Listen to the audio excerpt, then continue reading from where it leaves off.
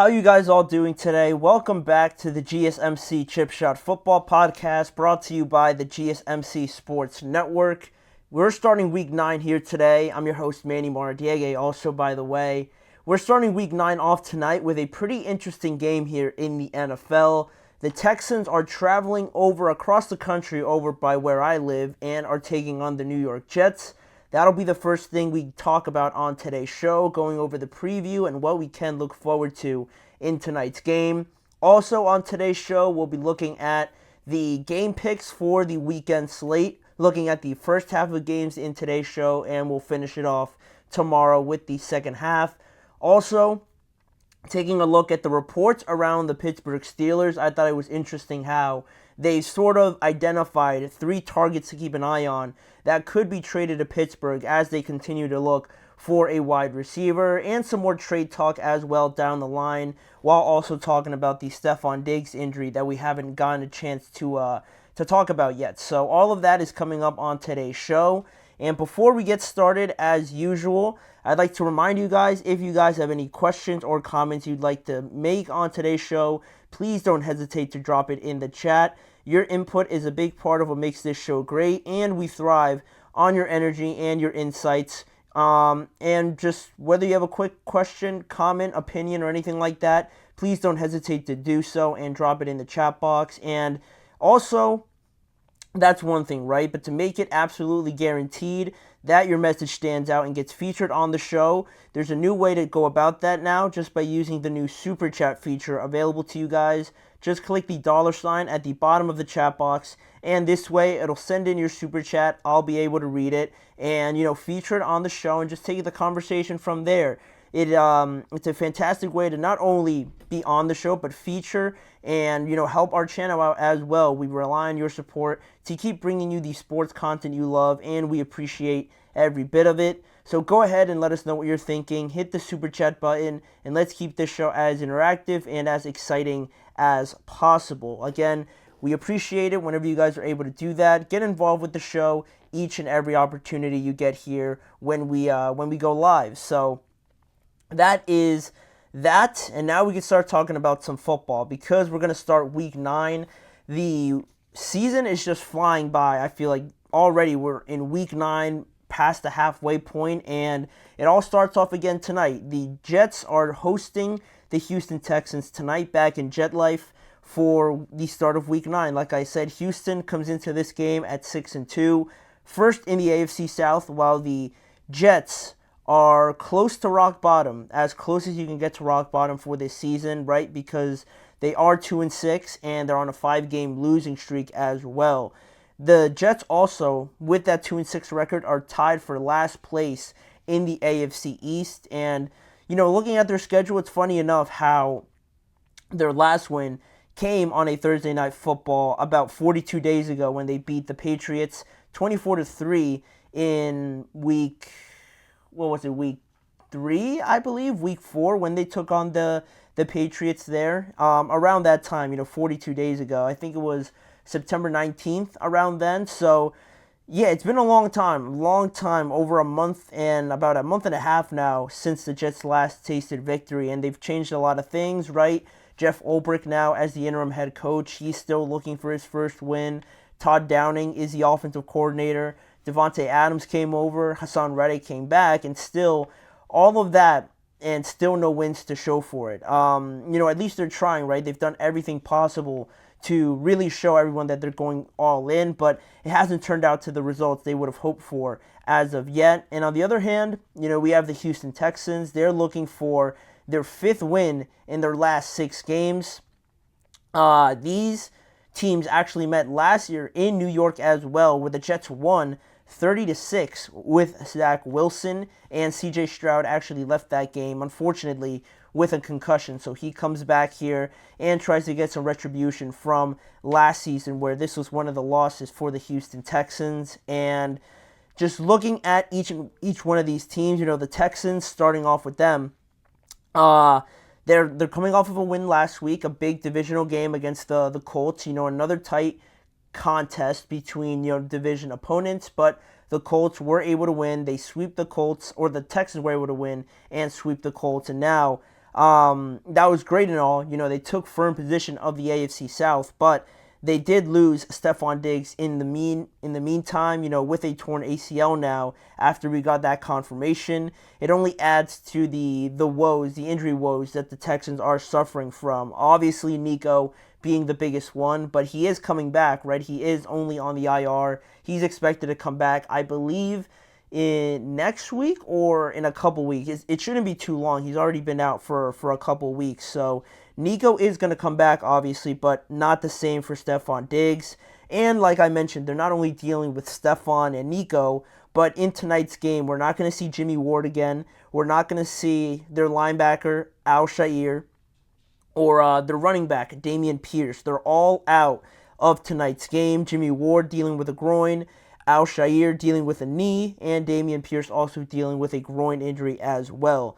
Those guys are going to continue to be out. So we're expected to see a lot of, not new faces, but at least young wide receivers on this Houston Texans team that are getting a good opportunity now. Tank Dell, he's probably the presumed number one, right, just off of last year, and being the most prominent one out of all of them. John Mechie is another one that's interesting that I thought he would be involved in more of the trade talks, but it looks like now, certainly, the Texans are going to need him. Xavier Hutchinson also, Robert Woods is another name. All of those guys I'm sure are going to feature a lot tonight. But the main thing for me, for this Texans team, as I do expect them to kind of shift a little bit more to a run-heavy, run-oriented sort of offense with Joe Mixon, because he's been fantastic this year. He missed a lot of time with that ankle injury, but when he's been out there, it feels like he's just torching each and every team that he plays. So maybe start running the show through him could be a different way to go about it, not just using these other wide receivers if per se they're not ready, or they're very young, right? You have an experienced running back in Joe Mixon who has just been killing it. Why not maybe turn the focus over to him? And also the offensive line, with the discussion of passing still or running the ball, the pass blocking hasn't necessarily been great for the Texans. That's one of their critiques so far on the year. So again, it sounds like running the ball could be the way to go tonight if I was in charge of the Texans. But at 6-2, they might not need too much of my help. Now, on the other hand, the Jets, they might benefit from some advice, right? Because they're 2-6, and they're also dealing with some injuries in tonight's game. Elijah Vera Tucker, one of their guards, is not playing. He's going to be out with an ankle injury. Ashton Davis, he's going to be out with a concussion on a short week. Doesn't give enough time to clear the protocol. And Alan Lazard is the biggest one. He's going to be out of this game with a chest injury. And, with the offense struggling, losing, if you're Aaron Rodgers, one of your most trusted weapons, is going to switch some things up. So that's going to be an interesting blow to see how they work around. Maybe we see the real Davante Adams show up tonight, and we're probably going to see more of Garrett Wilson. He's been more involved, as you would. He almost leads the league in catches, and I think he leads the league in targets so far. So he's going to continue to be involved with their play calling. So overall, just the season for the Jets, just very disappointing because of all the changes, the play callers, Davante Adams, the head coach, like I mentioned before.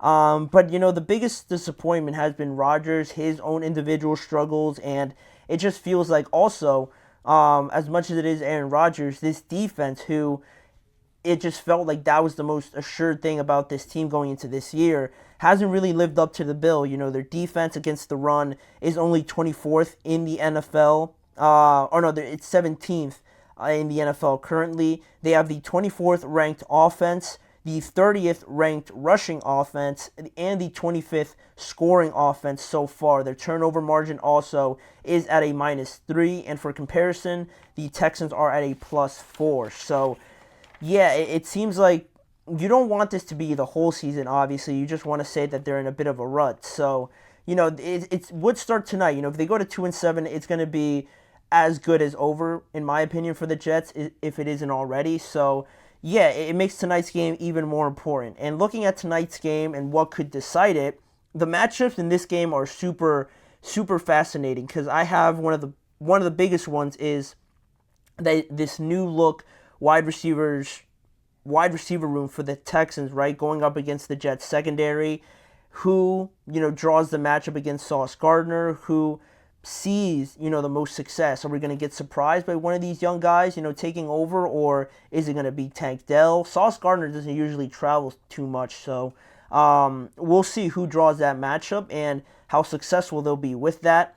Also, maybe if the Jets have a lot of success, maybe the absences of Nico and Diggs draw more attention to this issue, where maybe the Texans do some late shopping and try to trade for one with the last couple of days here in the deadline. And another matchup I have on here is the Jets offensive line against Will Anderson and Danielle Hunter.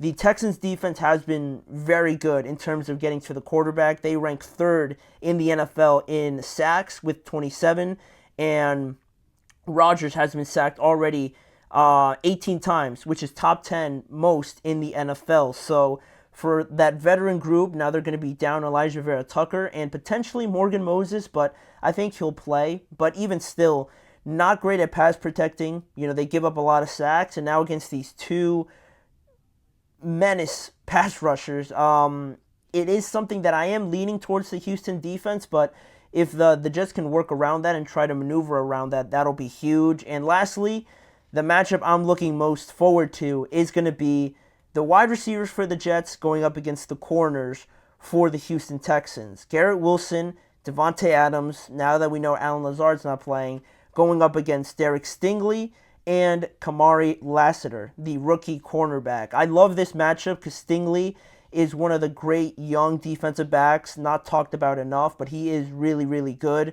And Kamari Lassiter, he's been impressing a lot of people as well. He's starting right away as a rookie, so he's doing some things right. I think he played for, I think he went to school at Georgia. So if you guys are more college fans, you'd see his transition from Georgia into the pros. And he's been playing out of his mind. So Garrett Wilson, he's been doing pretty successful. He's targeted a lot. So how much do they, move him around? How much is he going to be on Derek Stingley?